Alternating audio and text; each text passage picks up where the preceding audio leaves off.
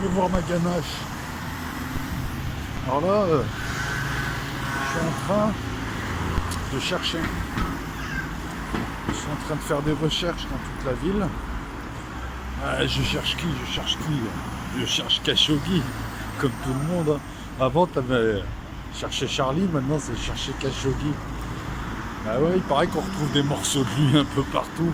Il paraît même qu'au quartier d'à côté, ils te font des bouts de Khashoggi. Khashoggi. Attends, il y a une poubelle. Regarde. Peut-être par là, hein. Non, je vois pas de Khashoggi. J'ai vu un Trollo, mais j'ai vu Trollo le caniveau qui était là, mais j'ai pas vu de Khashoggi. Ah là là. Vous avez vu, hein? Ou peut-être que vous n'avez pas suivi. J'ai suivi pour vous. Alors on est où là? On est à Saint-Just, petit quartier pittoresque. Ouais, j'aime bien marcher après le taf. Khashoggi. Ouais, donc on commence à retrouver des bouts de Khashoggi, notamment apparemment il y en aurait dans le puits à côté de la résidence du consul d'Arabie Saoudite. Les Saoudiens se sont fait avoir comme des bleus par les services turcs. Ah, mais comme des bleus. Se faire attraper comme ça. Alors pour celui qui me dit c'est un coup monté pour faire tomber MBS, non, c'est pas possible. C'était son service action, c'est des bras cassés qui sont intervenus. Et non, il a un sentiment d'impunité. Et moi, je reprends, encore une fois, je radote. Je reprends l'adage, hein. Les dieux égarent ceux qui veulent perdre, c'est tout, c'est le coup de trop. Non, il les a mis dans la merde. Je me suis parlé comme ça, il a mis tout le monde dans la merde.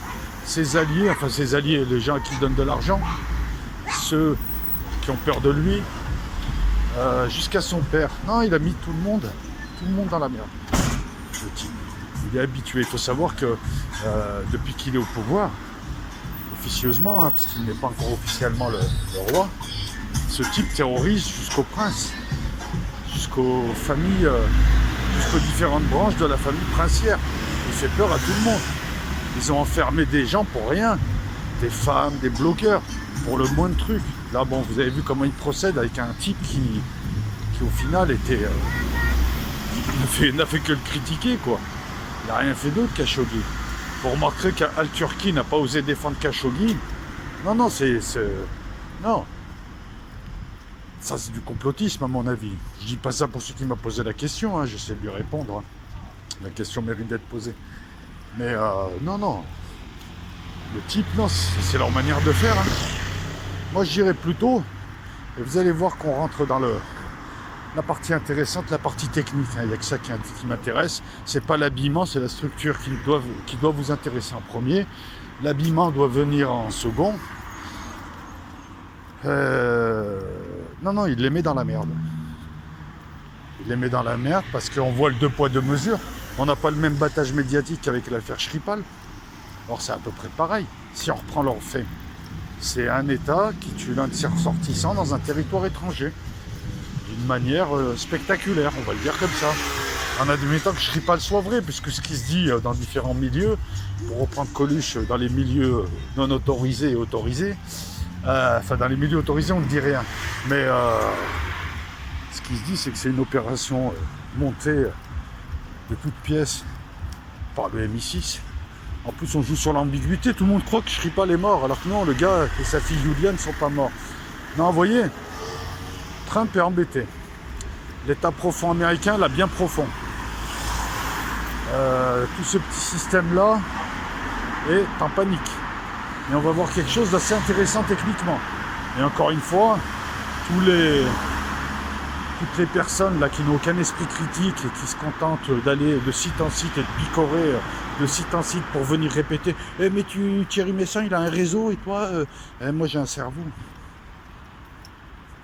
Regardez, l'Arabie Saoudite sert de prête-nom pour toutes les sales coups que veulent faire les services occidentaux menés par les Américains. L'Arabie Saoudite, je vais vous la faire courte, au XVIIIe siècle, il me semble que c'était au XVIIIe, on a vu l'alliance, je vous la fais courte, on a vu l'alliance de la famille Saoud avec une secte ultra bizarroïde, ultra rigoriste, mais une vraie secte, les Wahhab.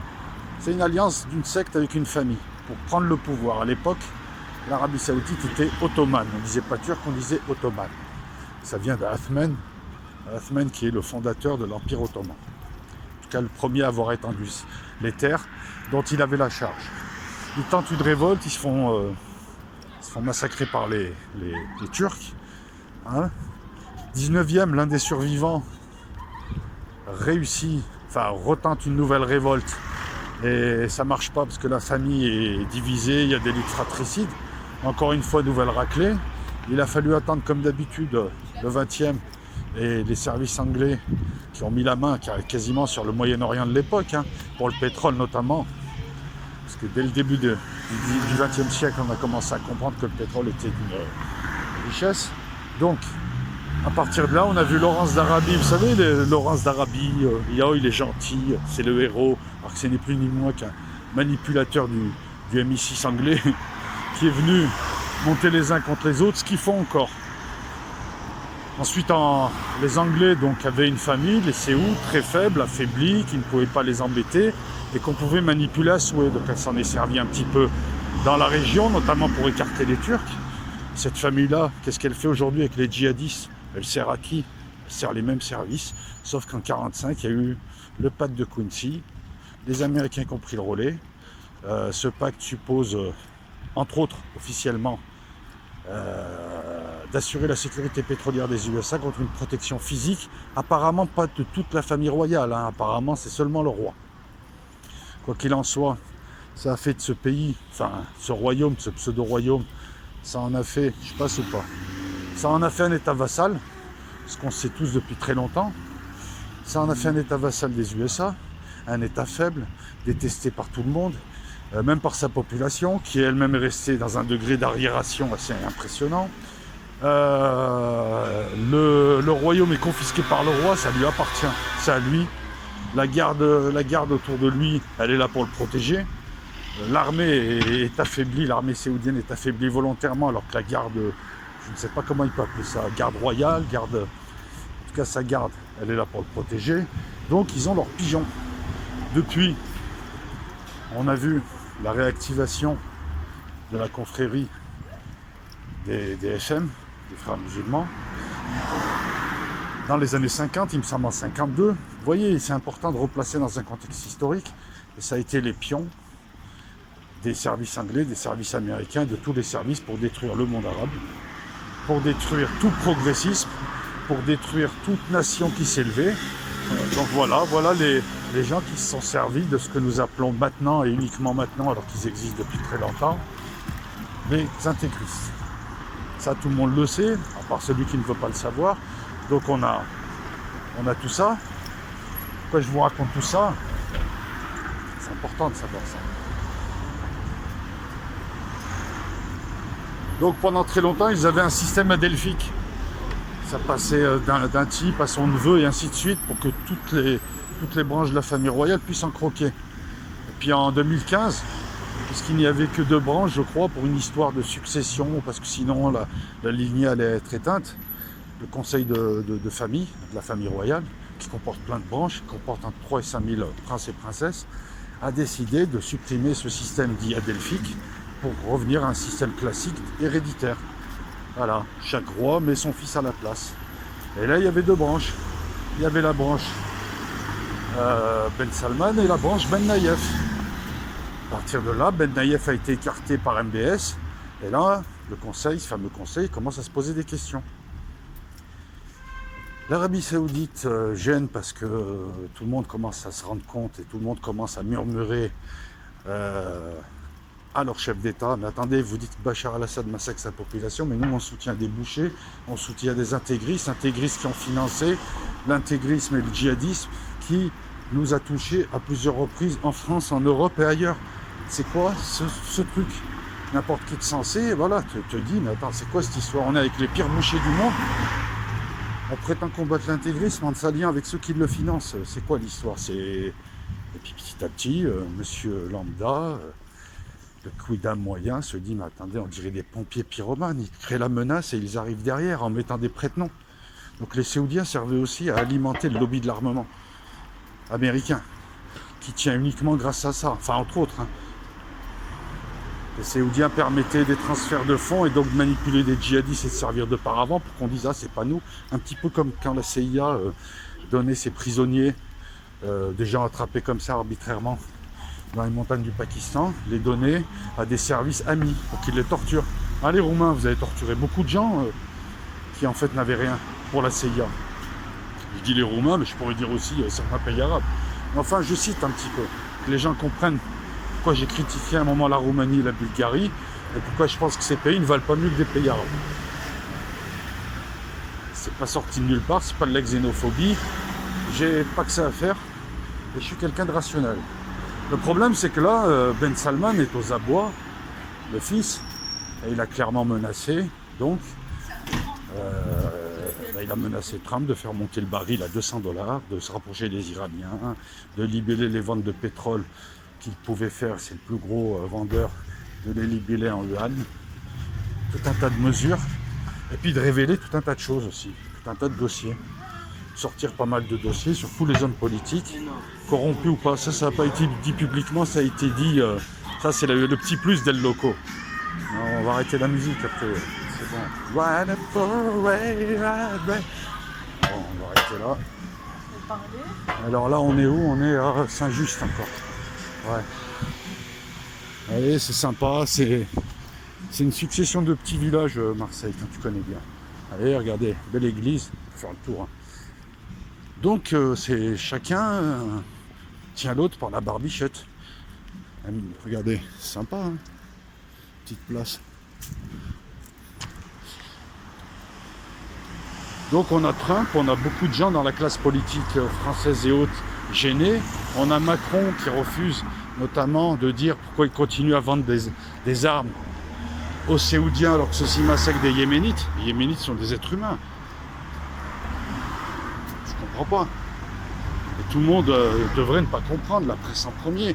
Comment se fait-il que tu laisses un barbare massacrer des gens et tu vas attaquer un autre pays dont tu massacres la population indirectement et en plus tu te permets de ne rien dire et de ne pas rendre des comptes. Je vous ai dit l'autre fois qu'il y avait une rumeur qui indiquait, c'est pas moi, c'est une rumeur, vous en faites ce que vous voulez, j'ai pas dit que j'avais les documents, une rumeur qui indique que même le chef de l'État français aurait un compte quelque part alimenté par MBS. Ceci explique cela quand même.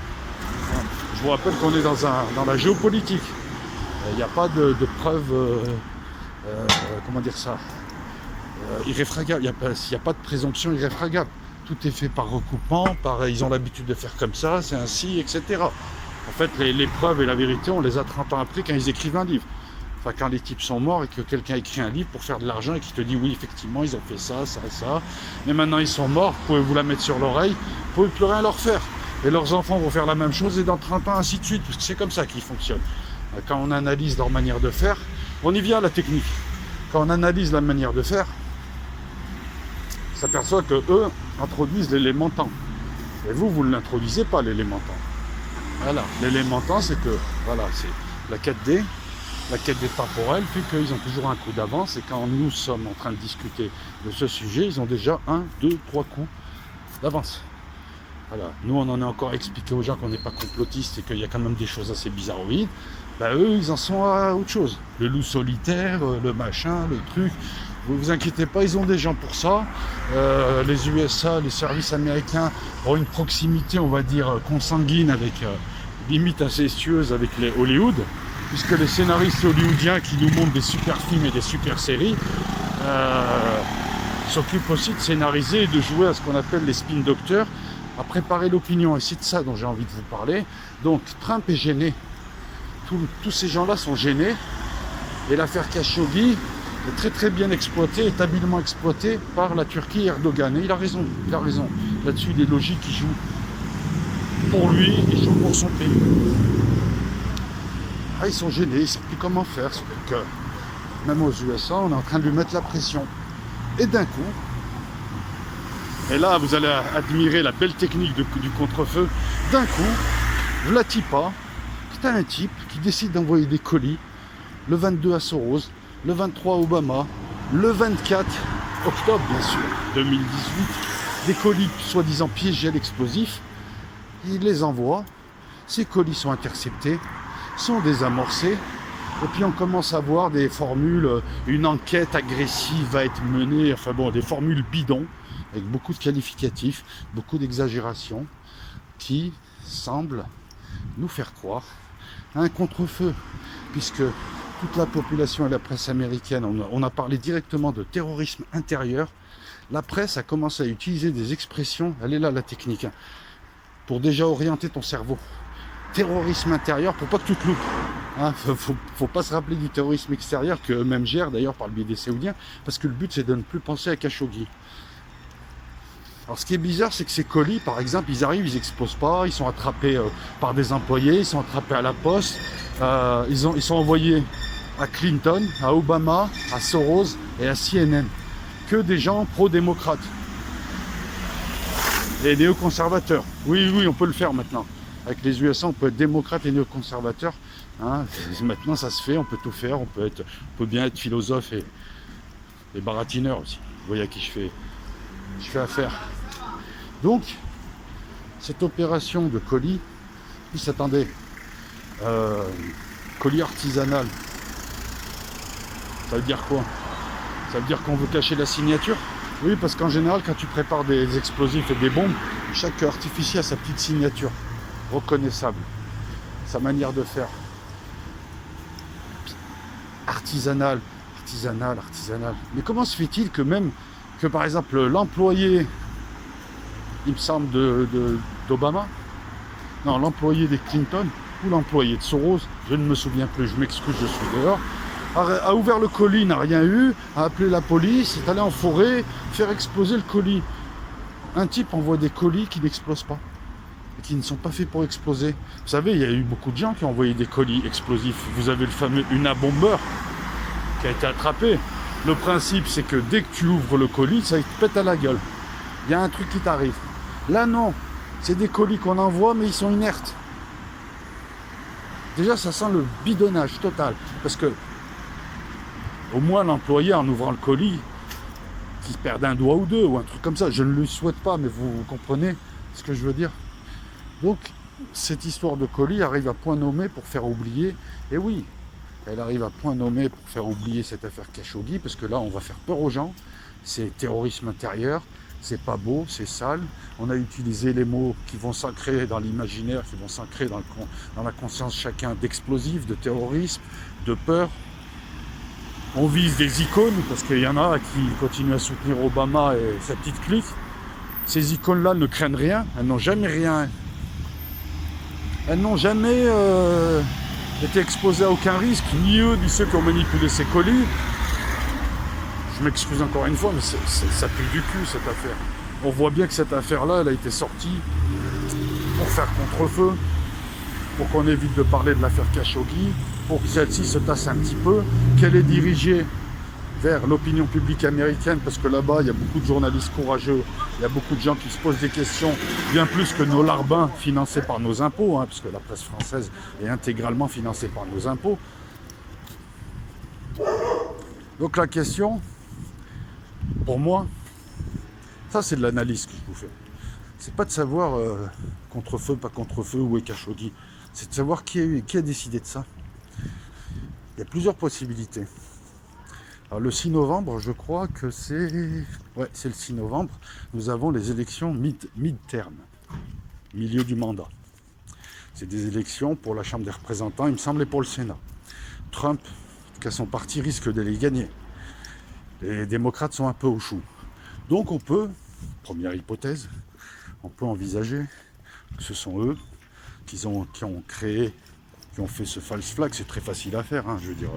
Voilà, tu as 400 personnes, 4-5, même pas besoin de professionnels, qui se débrouillent pour pas laisser leur ADN, qui t'envoient les colis. Très peu de personnes sont au courant, mais tout est fait pour que le colis ne blesse et ne tue personne. Et ça c'est un beau false flag, ça tue personne, mais ça a un maximum d'effet. Parce que là, dans la tête des Américains, c'est comme si on avait voulu les tuer, qu'on avait presque réussi. Ça, c'est la première hypothèse. Mais moi, elle ne me satisfait pas. Moi, je vais vous proposer l'hypothèse de l'alliance systémique.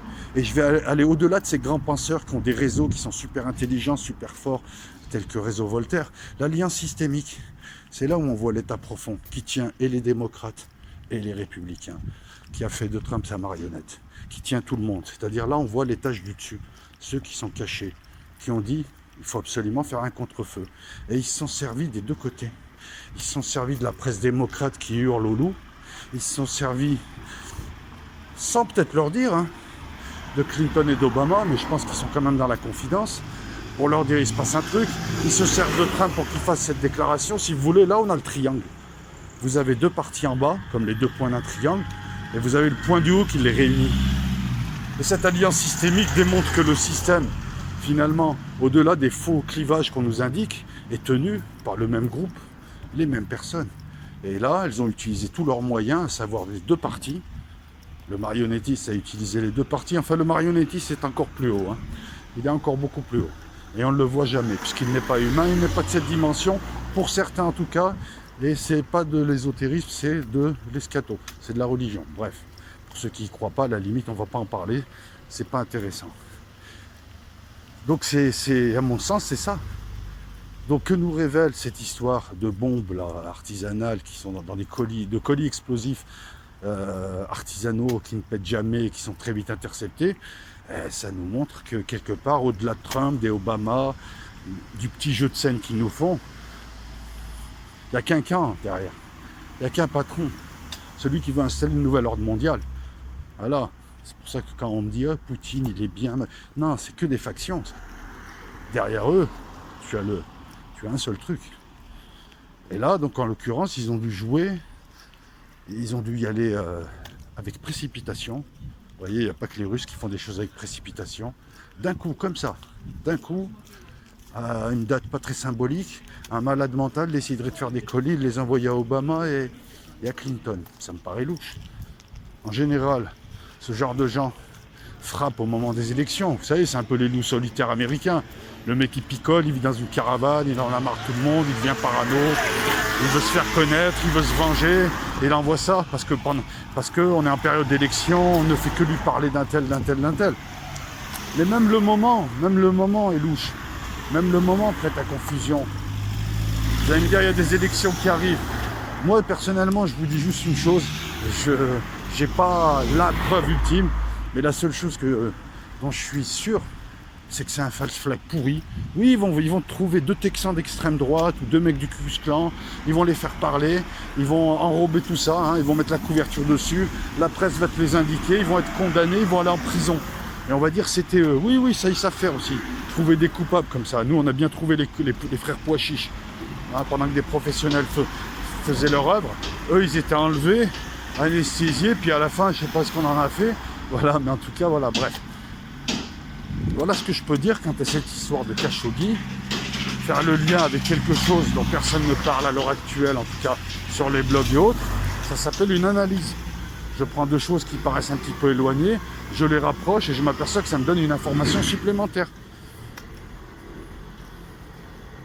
Donc j'espère, puisque cette vidéo je la fais là, mais on fera un live, je ferai passer la vidéo et on pourra discuter dessus. J'espère juste vous avoir donné une nouvelle piste de réflexion. Les démocrates, seuls, non, ne feraient pas un truc comme ça. On sent que c'est pas pour gagner des élections. Non, c'est pour étouffer l'affaire Khashoggi, parce qu'elle met à mal vraiment beaucoup de gens. Ils ont besoin des Séoudiens, autant que les Séoudiens ont besoin d'eux. Et encore que les Séoudiens pourraient se tourner vers les Russes, hein, quelque part. Et on sent que Trump et ses amis sont vraiment dans la merde. Et non. Et ceux qui dirigent tout ça, celui qui écrit, enfin, celui qui réalise le scénario sur Terre, a dit tiens, on va sortir un false flag, on va sortir un truc à la con, un contre-feu, hein, pour faire peur à l'Américain moyen. Comme ça, il ne pensera pas au Khashoggi, comme ça, il ne pensera pas à toutes ces bêtises. Et d'ici là, hein, le temps que cette affaire-là tourne un petit peu, on va appeler la presse, on va demander à nos copains de la presse d'en parler, etc., etc. On va demander à d'autres copains de la presse de venir argumenter en sortant une fausse piste. On va demander à d'autres de sortir une piste complotiste pour égayer. On va surcharger d'informations le consommateur moyen, enfin le citoyen moyen, mais bon, aux USA, Il y a plus des consommateurs que des citoyens. Et comme ça, on attend que l'affaire se tasse, l'affaire Khashoggi, on essaye de calmer Erdogan. Parce qu'Erdogan, lui, il fait monter les enchères. Hein. Il n'est pas fou. Hein. Et il a raison en même temps. En même temps, Erdogan il essaye de tuer des opposants politiques en Mongolie avec ses services. Hein. Faut le savoir aussi. Donc quelque part, il joue son petit jeu. Mais il a raison, il est dans la logique. Ils ont tué quelqu'un chez lui. Parce que Sabo est un territoire saoudien, le consulat. On est quand même en Turquie. Ils l'ont tué au nez et à la barbe des services turcs qui sont contentés de filmer, qui eux font fuiter par le biais de la presse. Encore une fois, vous avez vu la technique des services de renseignement ou certains hommes politiques, dès qu'ils veulent dire quelque chose, ils font fuiter. C'est ça le canard enchaîné. Il a été créé pour ça, pour qu'ils règlent leur compte entre eux et qu'ils fassent fuiter par le biais du canard enchaîné. Allez vous intéresser aux actionnaires du canard enchaîné, de ce qu'ils peuvent faire ou pas faire, du fait qu'ils ne peuvent pas vendre leur part comme ça, que c'est super verrouillé, qu'il y a des actionnaires secrets dont on n'a pas le nom, etc. etc. C'est aussi intéressant. Donc voilà, une petite vidéo, pas trop longue, hein. Ouais, on est à 25 minutes, pour parler de Khashoggi, parler de ces colis explosifs qui depuis 3-4 jours là apparaissent, qui semblent faire diversion. De l'hypothèse, donc l'hypothèse c'est tout le système qui est mis à mal, donc c'est le système qui réagit et non plus une de ses factions. Donc dans Trump et Trump sur CNN, l'engueulade entre Trump et les démocrates, c'est un peu du bidon. En fait, c'est un peu du bidon, non, ils ne s'aiment pas vraiment, ils s'engueulent vraiment. Mais enfin, tant que celui qui est au-dessus d'eux les tient tous, hein, tant mieux. Parce que s'il y a des engueulades, s'il y a des clivages, s'il y a différents partis, s'il y a différentes tendances, ça permet d'occuper le terrain, de canaliser la colère des gens, ça permet de faire croire à une démocratie. Alors qu'en fait non, puisque c'est la même firme qui te propose tous ses produits, elle change les noms. Ça se fait en commerce. D'ailleurs, ça s'est souvent fait en commerce. Je sais pas, tu as une firme comme Colgate-Palmolive, elle a 15 produits vaisselle différents. Toi, tu crois qu'ils sont en concurrence, alors que c'est tous ses produits. Elle gagne sur tous les tableaux. Parce que toi, tu vas dire, je préfère PEC, je préfère machin, je préfère truc. Mais en fait, ça sera le même qui va s'engraisser. Là, c'est le même qui se dirige. Je ne peux pas finir sans parler d'un sujet aussi qui doit vous faire parler. Parce qu'on est concerné. C'est le retrait américain du traité signé en 87 avec la Russie concernant les missiles balistiques et les missiles de croisière, qui interdisait des missiles à portée intermédiaire. Qu'est-ce qu'un missile à portée intermédiaire? C'est un missile qui a une portée entre 500 km et 5000 km. C'est un traité très important. Pour ceux qui ne connaissent pas, moi j'ai vécu cette période, on était en période de guerre froide, période de tension. Les Russes avaient des missiles, les Américains ont installé leur Pershing en Europe, ça a donné la crise des euromissiles. Allez voir un petit peu, c'était les années 80. Et le traité a éliminé tous ces missiles d'Europe. On parlait de missiles de croisière qui ne pouvaient pas dépasser les 300 km. Ce traité-là est l'une des limitations à cette portée. Par exemple, les calibres russes, lorsqu'ils sont vendus à un pays, ne dépassent pas les 300 km. Juste pour te protéger immédiatement. Mais tu ne peux pas aller bombarder des pays de l'autre côté de la Terre. Le traité FNI de 87 protégeait l'Europe. Puisque c'est l'Europe qui a apporté. En tout cas, si on reprend cette portée intermédiaire, qui a portée intermédiaire, c'est l'Europe qui a portée intermédiaire. Non, j'ai pas disparu, Finui, de la Russie. C'est l'Europe. Résultat, en se retirant, alors Trump, on connaît ses magouilles et ses coups de bluff. Trump, en fait, se retire pour renégocier un meilleur accord pour y inclure la Chine sur ce coup. Mais là, même les Européens lui disent, tu nous as remis cible, tu nous as retransformé en cible de la Russie. Puisque on connaît des pays, notamment des pays de l'Est, on connaît leur lien de vassalité énorme vis-à-vis des USA. Ils vont remettre des missiles américains, les Russes vont remettre des missiles. Un missile de 500 km ou de 1000 km, c'est tiré de Russie ou tiré de Pologne ou tiré, c'est nous qui allons être touchés, hein. Enfin 1000 ou 2000 ou 3000. Résultat, on a... Merci Trump, hein, et merci ceux qui défendent encore Trump. Enfin, il y en a de moins en moins, je suis content de le voir. Mais bon, il faut 2 ans pour que les gens se réveillent. Alors, dès le début, c'était prévu. Enfin, je ne m'attendais pas à ce que le gaz se dévoile comme ça, quand même. Merci, grâce à toi, l'Europe est à nouveau la cible des missiles russes. Et comme on nous entraîne doucement, mais sûrement, vers une guerre contre la Russie, on va se prendre tout un tas de missiles nucléaires tactiques. Et oui, avant, alors la France avait les Hadès et les Plutons, qui avaient une portée de 500 km, les Plutons. Ils étaient basés en Allemagne, dans les régiments. Vous aviez le missile qui était je ne sais où, dans un régiment. Le lanceur était dans un autre régiment. Les ogives arrivaient de je ne sais où. Elles arrivaient d'abord de France, elles étaient stockées quelque part et elles arrivaient au dernier moment. Je le sais parce que dans mon régiment, bon c'était un secret de polichinelle, et puis mon régiment n'y est plus, je peux le dire, mais en dessous de la place d'armes, il y avait une rampe de lancement. C'est le grand secret, il y avait des tunnels, tout ça, moi je l'ai su. J'ai fait partie des gens qui l'ont su. C'était une information top secret. C'était s'il y avait un problème avec les Russes, en 24 heures, les Plutons, armés de missiles nucléaires, pouvaient intervenir, pouvaient taper. Voilà. Donc cette époque-là, qui était une époque quand même très dangereuse, parce qu'on est passé pas loin d'une guerre nucléaire totale, eh ben c'est une sorte de renaissance. Elle va revenir, voilà, on y est. Merci Trump, encore une fois. Merci aux bellicistes, qui à force de chatouiller les Russes, à force d'hystériser tout ça, eh ben vont finalement l'avoir, leur guéguerre. Voilà. Et pour ceux qui me disent, ouais, mais ils n'ont aucun intérêt, si. Le pouvoir, les pouvoirs successifs, qu'ils soient économiques ou politiques, ont intérêt à ce qu'il y ait une guerre pour purger ce cycle économique, puisque l'euro est à bout de souffle, le dollar est tenu au cric, le dollar est monté au cric, l'euro est tenu à bout de souffle, les économies sont chancelantes. Je vous ai toujours dit que le capitalisme anglo-saxon était une équation déséquilibrée et qu'il fallait une purge, une crise, une guerre, voire les deux, pour purger tout ça et repartir de zéro. Et ouais, les gens, qu'est-ce que tu veux? Quand tu détruis des maisons, tu tues des gens, tout ça, tu peux repartir de zéro et tu peux effacer toutes les conneries que tu as faites avant. L'écroulement du système, ils travaillent à l'écroulement du système. Ces gens, ils ont intérêt à ce que le système s'écroule.